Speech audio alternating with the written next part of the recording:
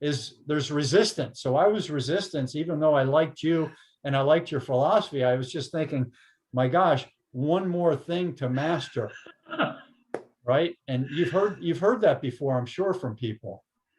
Yes, listen, it's the easiest thing in the world to master because you don't have to change anything. I love the Zen saying, uh, after enlightenment, nothing changes.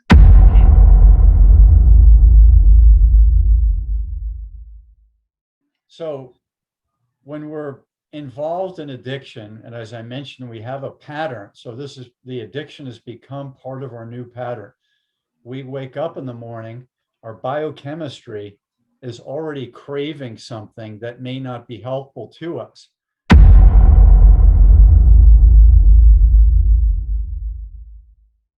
My teaching, Sifu, is I have people examine who they really are. They have an affirmation or a mantra that I teach. I'm not my ego. I'm not my ego. So you say that to yourself, looking into the mirror. I'm not my ego. And get quiet and present with yourself. And all these judgments come up. But you realize at the very root of them, they're ego judgments.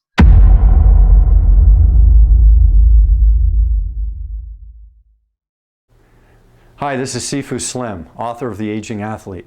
In this book, you're going to get to hear about two different groups of former high-performance athletes. One group, which is made up of 90% of the former athletes, does not do physical activity on a regular basis and tends to suffer the consequences of a sedentary lifestyle.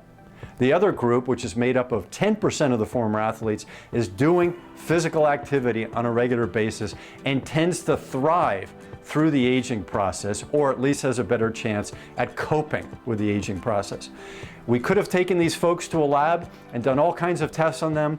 Instead, we slowed them down and sat them down and asked them, in their own words, to describe why they're wired the way they are, so that we all, former athletes and non-athletes, can use some of their inspirational and motivational and mindset lessons in our own lives. I hope you pick up a copy today. You can go to theagingathlete.com. And when you have a chance to read it, I'd love to hear back from you to find out what your thoughts are on the stories of these aging athletes.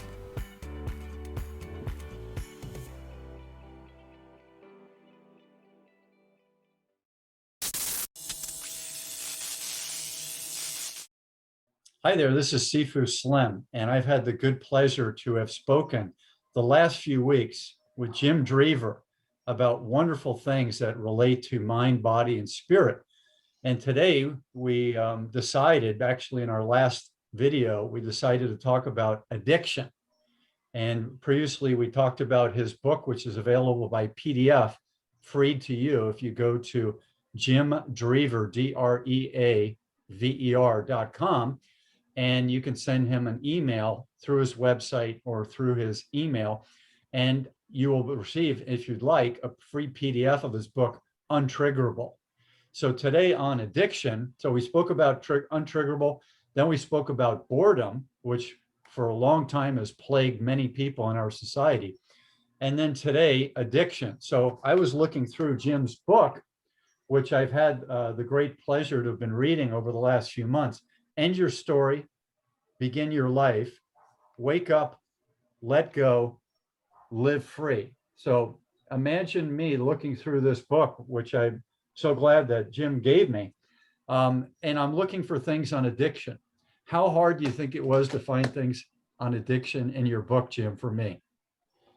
Not very hard at all. It was the first 2 pages I had turned to, I found things that related to addiction. So I'll give your bio, Jim.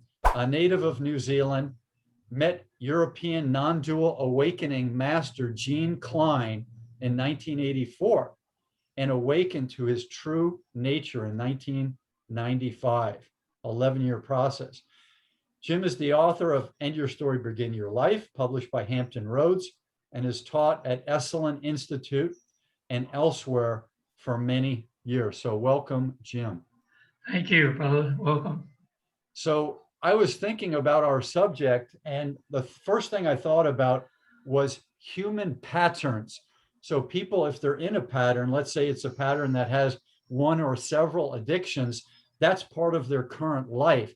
So maybe you can share, if you will, Jim, what it means to be in a pattern and what it means to either add new things to that pattern or remove things from that pattern that are unhelpful for you. Good.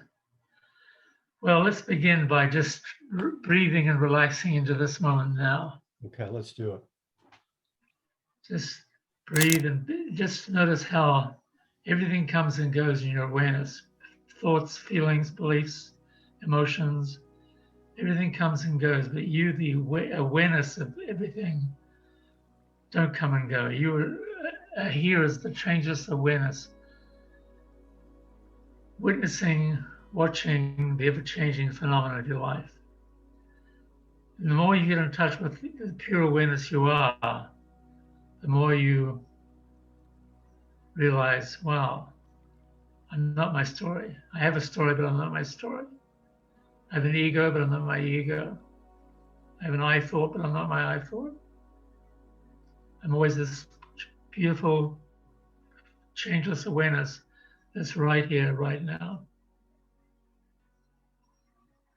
And so my work really is about the ego, seeing we're not our ego. Because the ego I gets addicted, right? I've got to have this. I've got to get my fix. The I've got to get my fix. Whether it's tea, coffee, drugs, sex, food, whatever we're addicted to. So the first thing is to begin to see that we're not this I that we thought we were. And then everything happens from there.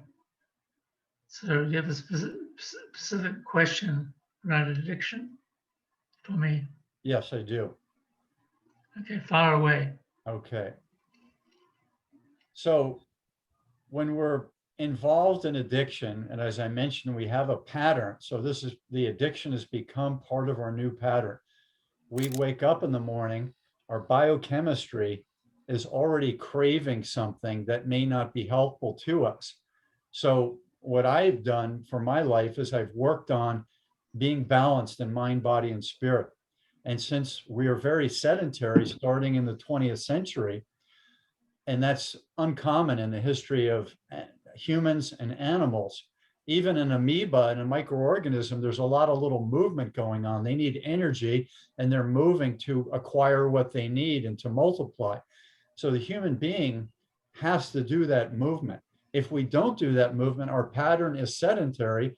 And we're for sedentary, we may have bad posture. We lean forward on the computer, on the smartphone, what have you, and it brings us down. Then we may need a substance to either bring us down further and collapse us into that misery, or to fake our system out and to light us up. So uppers light us up, downers bring us down. Psychedelics make us see things that are different than what we ordinarily see. So those are some things that happen with substances. So maybe you could comment on waking up and how to get in the proper mindset.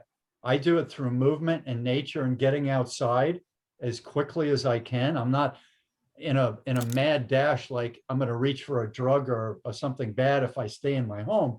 But as part of my pattern, I get out as much as possible in the morning. And that's, to me, it's pretty much every day. Get grounded to the earth and I start to do that movement. So how would you advise someone who wakes up with the biochemical or the ego I craving something? What should they do, Jim? Well, my teaching, Sifu, is I have people examine who they really are. They have an affirmation or a mantra that I teach: I'm not my ego. I'm not my ego. So you say that to yourself, looking into the mirror. I'm not my ego. And get quiet and present with yourself. And all these judgments come up. But you realize at the very root of them, they're ego judgments about yourself. And we're not our ego, because our ego comes and goes. We're not anything that comes and goes. We are what is always here. So you breathe into what is always here. So in my teaching, I teach people how to wake up and be with themselves for a few minutes. Just be with themselves in this watchful place, aware place. But they can see that they're not their ego. And more they see that the truth of this, my God, I'm not my ego. I have an ego, but I'm not my ego. So I'm not my ego. And how, if someone is in a crisis situation, so let's say an addict could be in a crisis situation a large portion of their time, and they wake up in that crisis mode, which is almost like a shaking scenario or a dread scenario at times for an addict, how do they move into that quiet space without your help? If they're doing it on their own, there's no internet, what have you. How can they do that? Do they need a book? Do they need a mantra by their side? Do they need to open their hearts up to love and wisdom? How would someone like that take that step to relieve that dread and relieve that biochemical urge to go do something unhealthful for themselves?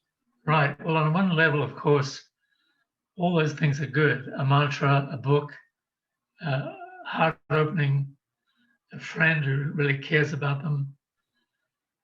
But at another level, they're in a crisis right now, and the crisis has to be dealt with. So we have all kinds of avenues in society for dealing with crisis. That's not my field.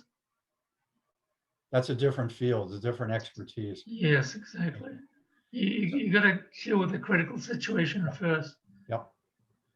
So you were in the military, and you know about crisis situations from there, but you were a young person, so you only knew, what you knew between 0 and 20, unless you were tapping into, forces that were beyond your experiences and your learning.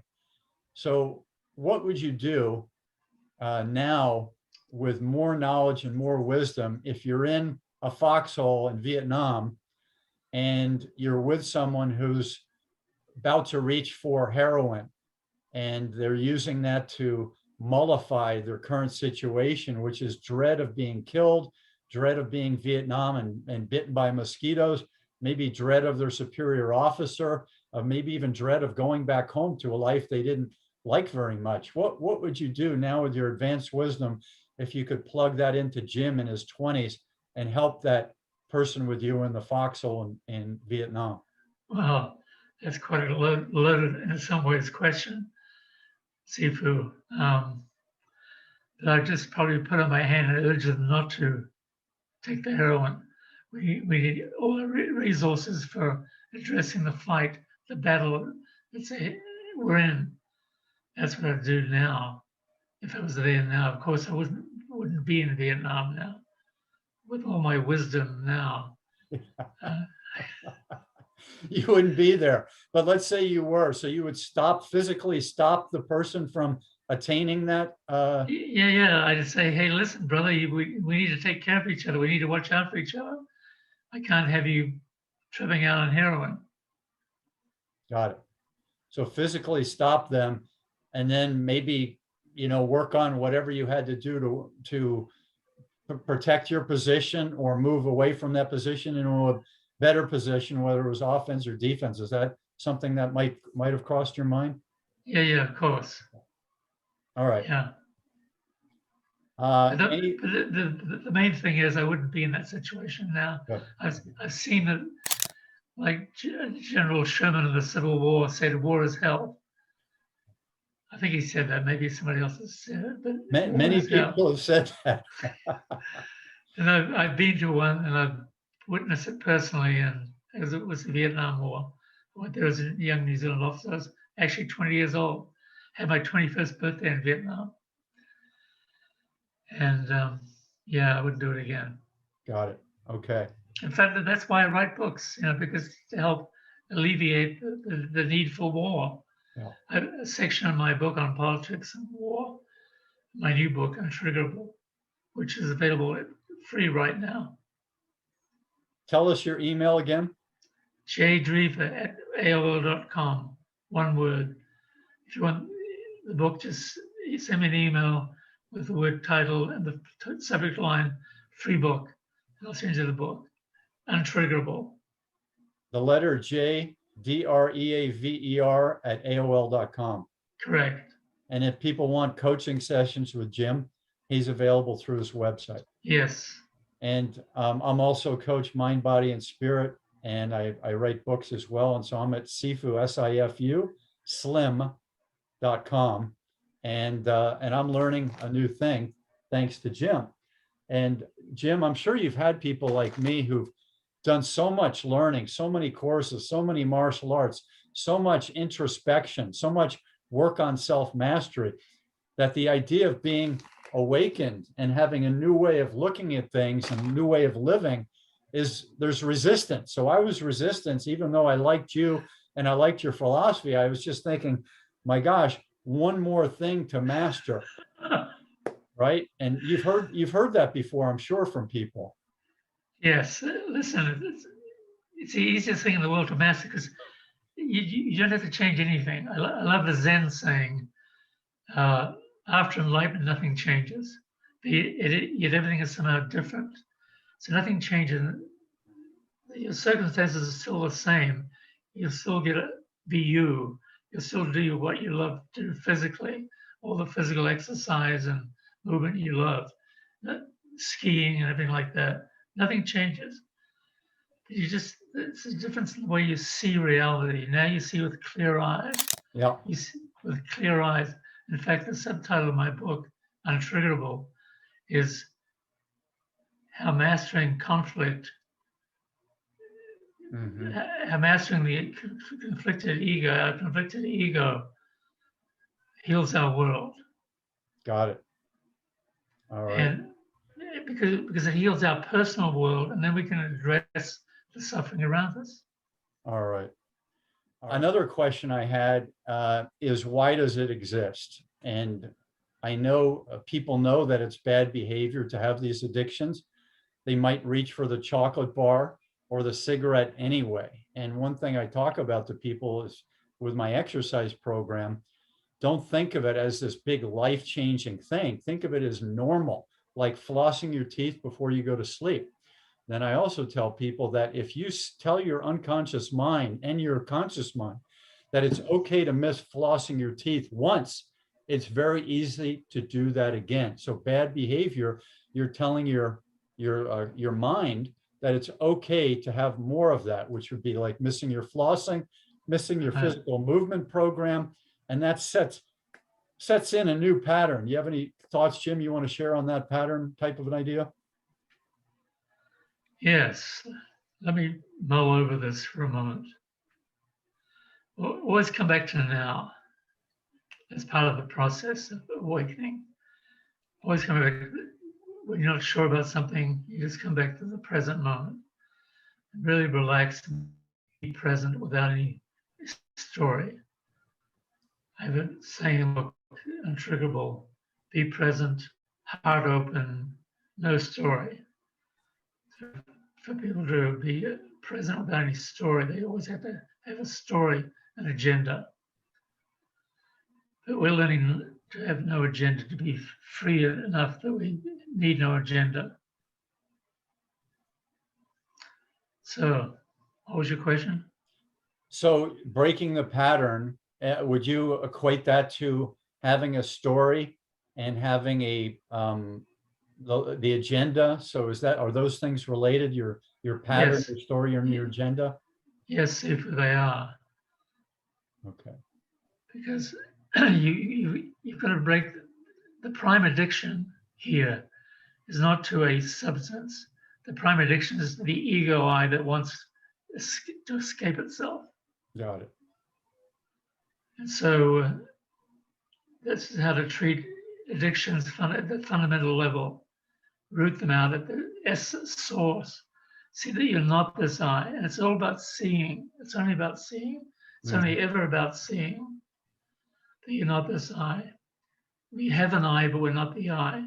Why are we not the I? Because the I thought comes and goes. And we're not anything that comes and goes. We are what is always here. What is always here, like what is never not here, is our true nature, our essence, which is pure, luminous presence, pure, luminous awareness or beingness. That's what's always here. So we just relax into the beingness we are. Now you have to be ready for this. You have to have a certain level of maturity. Got it. You're ready. You're ready. Which is why we're doing this. Yes. Yes. So these are in a way our sessions. This is what I do in a private session. Work with people like this in this way Yes. and see where you're so triggered. So part of my coaching are little steps that people can do to help change their mindset. And today I wore a yellow shirt, and this yellow color to me is very brightening. And I've got the light on me. Did an exercise program this morning, foam rolling, did jujitsu with a friend. So I'm very mellow. I'm very satiated right now. And now I'm open for the sharing with Jim Dreaver. I'm open for the learning, and I'm open to share thoughts with the audience. So that's how I did it today. I've got the yellow shirt on. I wanted to mention to people that there are dietary things like omega-3. Part of our system is supposed to have omega-3 in balance with our omega-6. And we tend to eat a lot of meat and animal protein in the modern era. And so one of the things we want to do is bring that level of the omega-6s from meat up with the fish and the nut oil omega-3s. And so taking omega-3 and not having as much meat, there are many ways people can do it. One of the reasons people have cravings for sugar, for example, which can also fire us for other addictions, is not having enough fat and protein in our system, especially fat. So nuts, there's pistachios, and they're very flavorful, especially if you have the ones that have salt on them. And then raw almonds, a lot of fat and protein in there. So you can do really fun things with these foods. When you learn how to cook, you can soak the almonds, put them on your cereal, put them in cakes and things, put them in your pancakes, like shaved almonds. So many things you can do for your diet, which is actually from the Greek word dieta, which means lifestyle. We all think that diet is just what we put on our body, but in ancient Greece, dieta meant your lifestyle. And then I'll throw in your lifestyle of wellness in there, because if you have a diet, why would you want to have a diet of doing harmful things? So maybe you can talk about some things that you do, Jim, that relate to not just the ego, but the practical steps that you do as someone who spent a lot of time in the field of wellness for helping you with your biochemical needs to get the balance that you need to live another day of physicality, brain work, human interaction, coaching, etc. Well, Sifu, good question. So I'm just a normal person. I eat a healthy, conscious diet. I exercise. Right now, I'm recovering from an injury to my hip, as you know about that. And so I walk twice a day and do my physical exercises against a railing on a fence, working my hip looser. The other day, I thought to myself, gosh, I'd like to get back to running again. I haven't run actually for 20 years almost. Ever since I had the strokes, because I couldn't run. But now with this new hip, maybe my gait will be such that I can run now. We'll see. Yeah, they're applications, those things that people who have a walking problem, they can use with the wheels on it. I imagine if there's a flat area, there's a way to have some contraption to keep you from falling over, where you could actually put a little weight and stability on something like that, and then keep your feet more in the air, which is what running is your body's in the air and then landing on one foot, etc. So I'm sure there are applications and appliances out there that will allow people to do more of that with a more stable and safe way. Right. You know, it's funny the way the phases in life we go through. Like I used to be a rugby player, right? I was in my teens and 20. You were professional, correct? Well, not a professional, but I was played at a high level. I In love it. fact, I got these rugby scholarships to Palmer College of Chiropractic. I never took it up because I actually went out the day I got the letter from the coach. This is pre-computers, saying we needed you here, come to the States early because we got a tournament in Canada. I went out and played a game of rugby and broke my leg. I got tackled and my leg was shattered to be broken clean through, and we spent the next 4 months in a plaster cast. So strange twist, turn of events.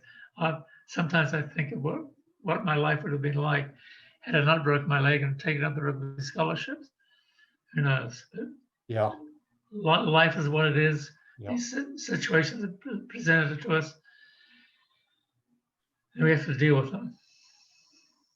So you're saying it's okay to share your story. It's okay to know that this happened to you, but it's not a positive, productive thing to live with that hurting your normalcy, your balance in your life by constantly carrying that thing around as a big weight on yourself. Right. It's we have a story, and I think I've shared with you, the more we know about our story, actually, the better storyteller we become. Our stories are much more laser-like, much more focused, much Yeah. more creative.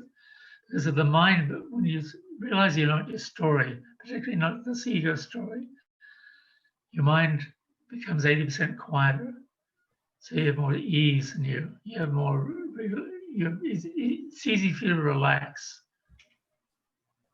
And you become quiet and present, totally aligned with this moment now. So if we have more ease, we have less dis-ease, correct? Exactly, that's how it works. Even physical problems adjust themselves when you're totally aligned spiritually with this moment now.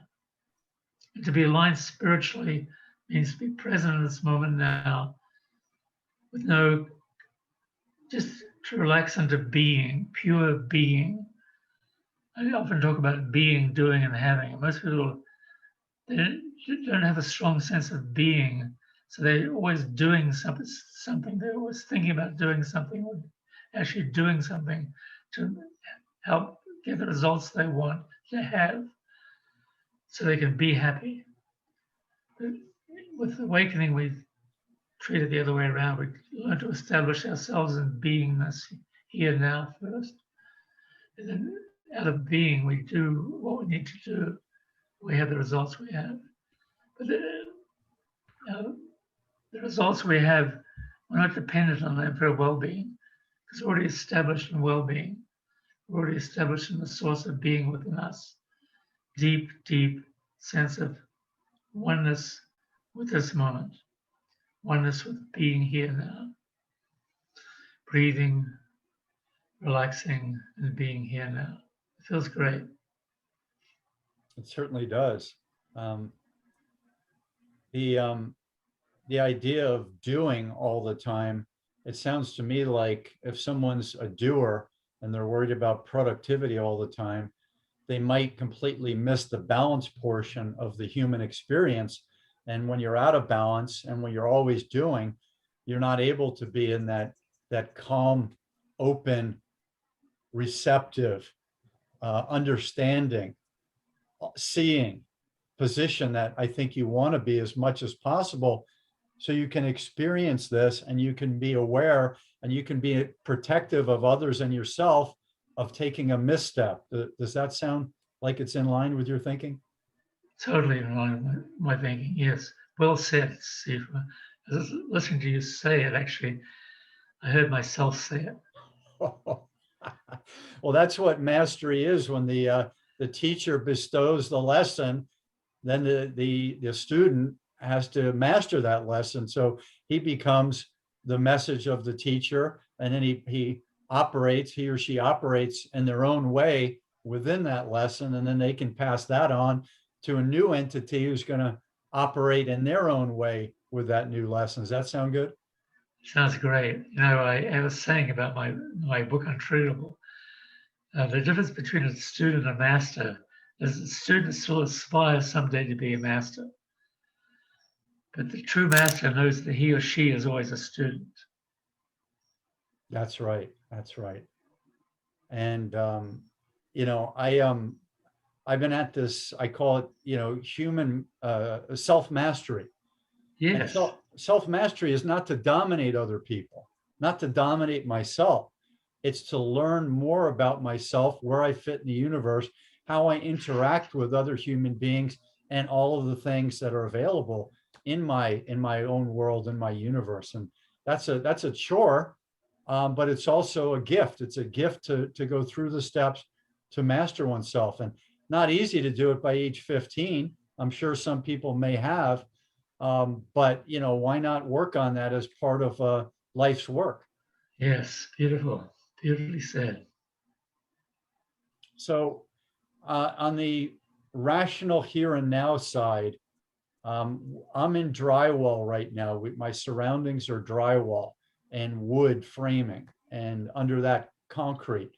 So I did read about the idea of nature much in my research for my own book, Sedentary Nation, my first book on wellness, The Aging Athlete, my second, my third, Raising a Child Athlete, ? Things you need to know. One of the things I talk about a lot is this idea of nature. And if you get out into nature, it's very easy to remove yourself from your head, from the eye. You see the vastness of nature. You see the beauty. You see the challenges of nature. You see other moving things, the tree in the breeze, the squirrel going up the tree, the sun moving through the horizon, the clouds moving, the wind blowing the leaves. You see all these things. And then just by default, if you're barefoot, you're grounded to the earth, and that does something to your chemically into your energy system. So wonderful things. And getting out of the head, which I think is fine. You know, to write a book, you and I had to get inside of our heads, but we also had to let things come in from the outside and join with the thoughts that we already had to make a book that was entertaining, was helpful, was informative, and all the things we wanted to do with our books. So maybe you could speak about the idea of being out in nature and getting out of our heads a little bit, Jim. You know, I've always loved nature. In fact, Shunryu Suzuki, or T.T. Suzuki, a Zen master, said nature is the true teacher of Zen. Nature is the true teacher of Zen. And that's why sages and mystics have always had a great affiliation with nature, because there we observe our true nature. We get quiet and present. I love to hike and walk the hills, mountains, the ocean. I love all of that. Of course, limited right now to what I can do because of my handicap, my invalid status, but that's only temporary. And yeah, nature is it's all there. Nature shows us our true nature. So what I jotted down in preparing for our discussion today, Jim, is that if you're in drywall, rebellion is almost a guarantee that you're going to, in corporations and companies and at the school district or at the police office for the people receiving the calls, the dispatchers, et cetera. Rebellion for them could be as simple as going to the break room at their office. And at the break room, it's not just about the food addiction, it's actually getting away. It's rebelling from being trapped in your cubicle, your chair, what have you. Anything, if you do that for 3 hours or more, the only thing you can do to be out of that without leaving the building is to go to the break room or the bathroom. That's about it, or somebody else's cubicle. And if you're in the break room too much, or you're at somebody else's cubicle, someone may be watching you. Nowadays, they're watching you on camera and by your computer, saying that this person's not currently active on on their task. So this rebellion idea happens when we're trapped inside drywall, when we're out of balance, when we're doing too much of one thing, when we're bored, which we talked about in a previous conversation, and when we're being triggered. We talked about that in our your book, Untriggerable. So maybe talk about the idea of how to get freedom and not have to rebel when you're trapped. How can we get rebellion if we're in our cubicle? I'm sorry, how can we get freedom when we're in our cubicle? Actually, the perfect time to do that is in our cubicle or wherever we are. We close our eyes, breathe, and come back to this ego I that we think we are. We've got to see that we're not our ego I. I promise you, when you see that, when you see it clearly, when you see it finally, my God, I'm not my ego. I have an ego, but I'm not my ego. It has to be seen as the fundamental shift in perception that is enlightenment or self-realization or self-mastery. Wonderful. Yeah, maybe we can take that up next time.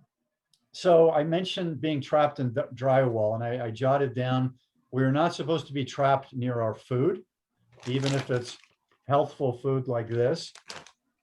We're not supposed to be trapped near our drink, even if it's healthful drinks like kombucha.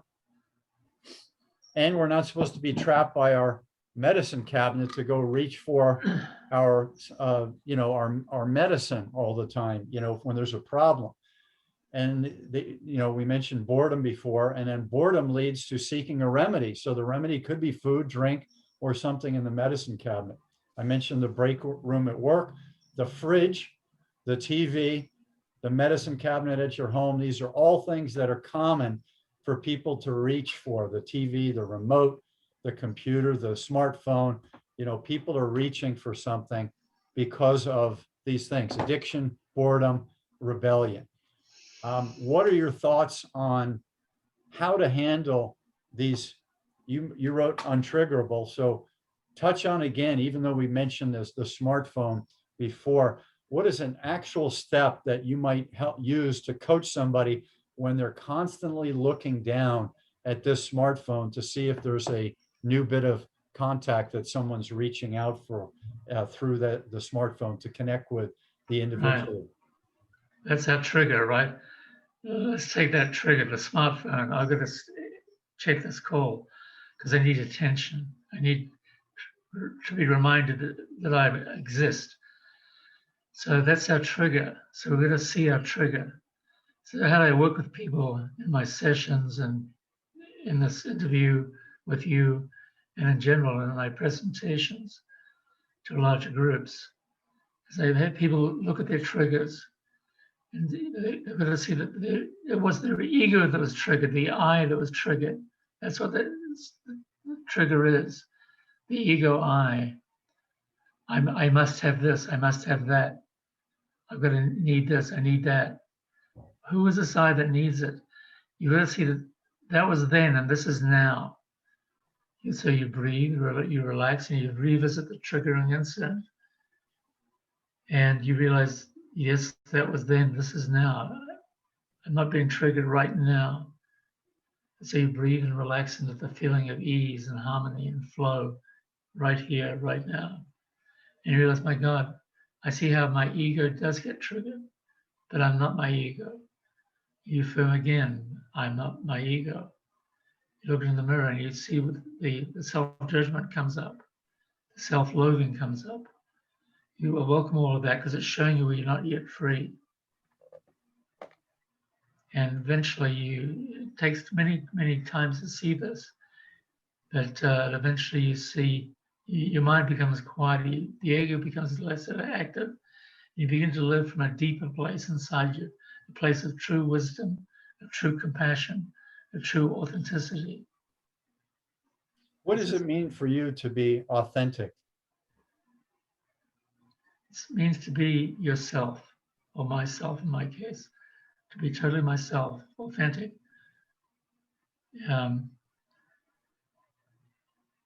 It's just to be myself without any story, without any airs, without any false bravado, just to be oneself, myself.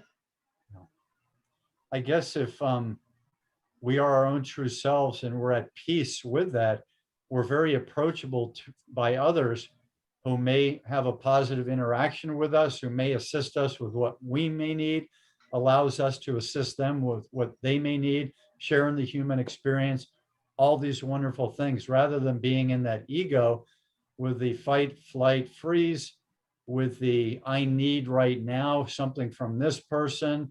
So I'm going to maybe be a little too aggressive, maybe be too forward. We're not going to be like the two lion cubs who are playing and learning how to interact through the rolling around like we do with jujitsu, and we can experience that connection with the other lion cub.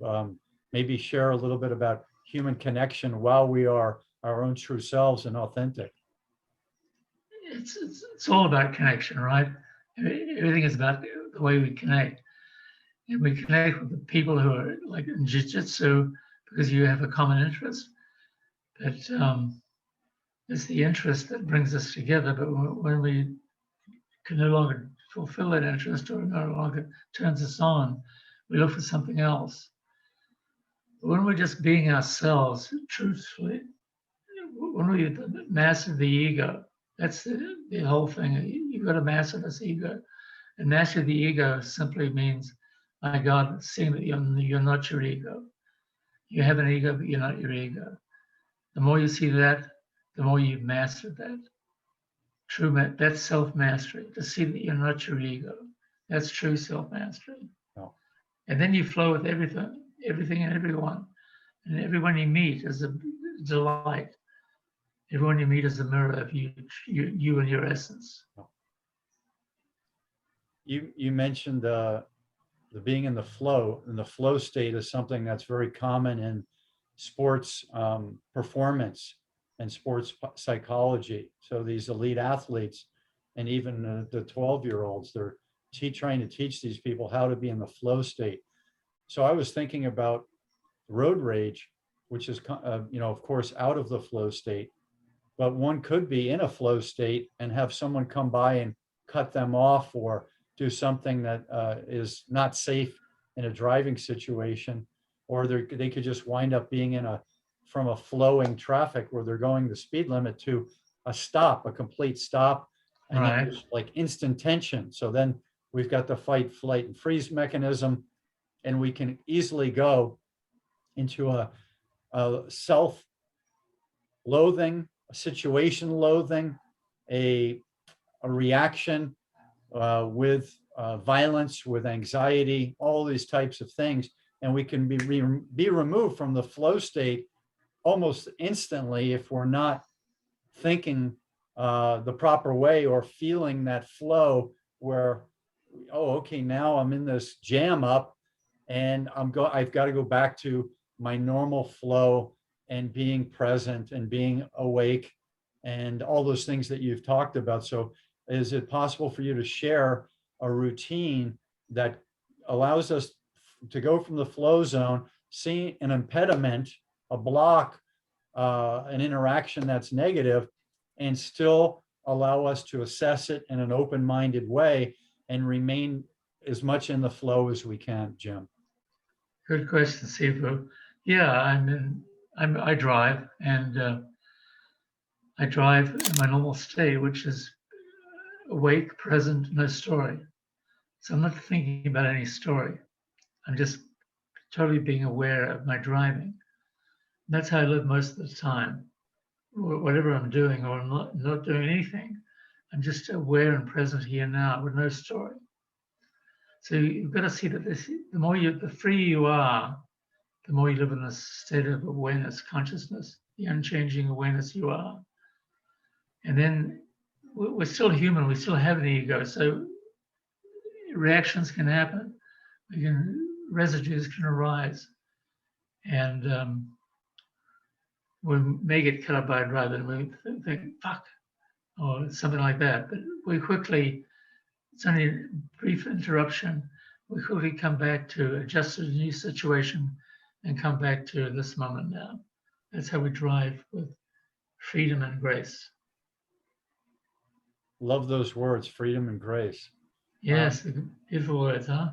Beautiful. Grace. It's common in the Martin Luther King speeches, the word of grace. In the song, there's amazing grace. So it's almost amazing when you become in the flow and non-reactive. Imagine the grace, how beautiful it is that you can handle anything. So if you go back to the man who wrote the song, Amazing Grace, he was a slave trader, and he took an old melody and he wrote new words to it. Right. And he changed his mind about the slave trade after having made money in it, and went back and wrote the song. So it's just an amazing transformation that happened in his life. Why can't we do it with a little bit of road rage? Why can't we have an amazing thing happen, which is a smile, which is, oh my, look at this, and just kind of smile at it and get back into our zone and be present with our true authentic self. Beautiful, beautiful, Sifu. We can. We can. Boy, all that can happen. Yes. The place where I exercise down by the beach quite frequently, there are carpenter ants on the tree, and that's the limb I use to do a lot of hanging exercises like stretches, knee ups, and chin ups.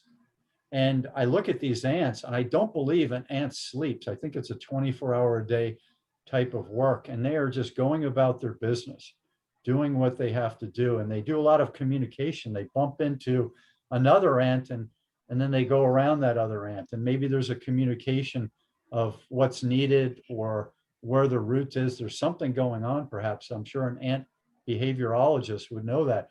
So I'm watching these things. I'm going, look at the resilience that these things have. Look at the discipline these ants have to just keep about their task and live in the present and get what they need to have accomplished. And if I reach up and one is crushed by my hands, which is possible, I'm sure I've crushed many ants in my life, the other ones assess that, and there's some ants that would attack me, those African ants and what have you, but these ants just go about their business and keep on moving, keep on trucking, as they used to say in the 1960s and 70s. The rule of when there is something that sets you off and it triggers you, I've heard of people talk about a 3-second rule. I've heard of people talk about a 15-second rule or a 1-minute rule, and breathing and peace and calm. Is that something that we should take one step further and bring in the proper way to handle that moment of reaction and relaxation and awareness through what you teach? Yes. It's what I teach, of course, is we're not our ego. The ego is, that has to be seen. Most people don't see that. Most people think they are their ego, which is why it's always conflicted. The more you see that you're not your ego, the more at ease you feel. The more you see that you're not your ego, the more relaxation you feel, the more present you are, the freer you are. It's a wonderful thing to be free of anything, everything, to be free inside your head. You realize nothing inside your head is ultimately real because it comes and goes, shifts and changes.